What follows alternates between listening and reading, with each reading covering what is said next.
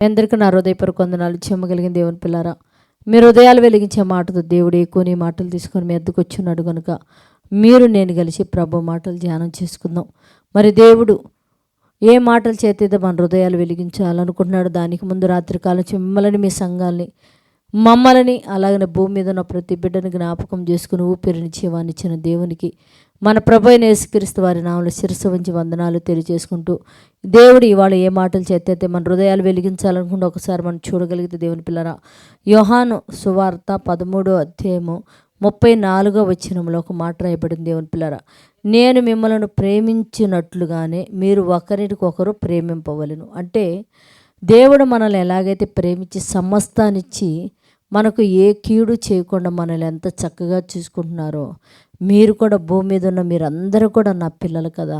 ఒకళ్ళకొకళ్ళు కీడు చేసుకునక, అన్యాయం చేసుకునకుండా, ప్రమాదాలు తలపెట్టుకోకుండా ఒకళ్ళకొకళ్ళు ప్రేమ కలిగి ఉండాలనేదే నా ఇష్టము, ఆశ అని దేవుడు చెప్తున్నాడు. దేవుని పిల్లరా, కనుక భూమి మీద ఉన్న పిల్లలందరూ ఒకళ్ళకొకళ్ళు ప్రేమ కలిగి దేవుని ఎత్తికే భాగ్యమును గురించాలని ప్రార్థన చేద్దాం.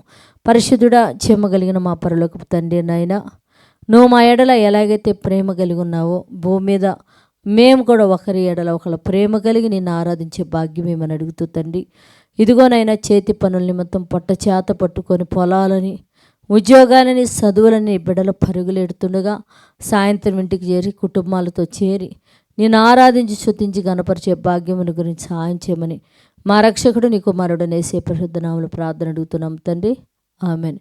మీ అందరికీ నా హృదయపూర్వక వందనములు, ధన్యవాదాలు.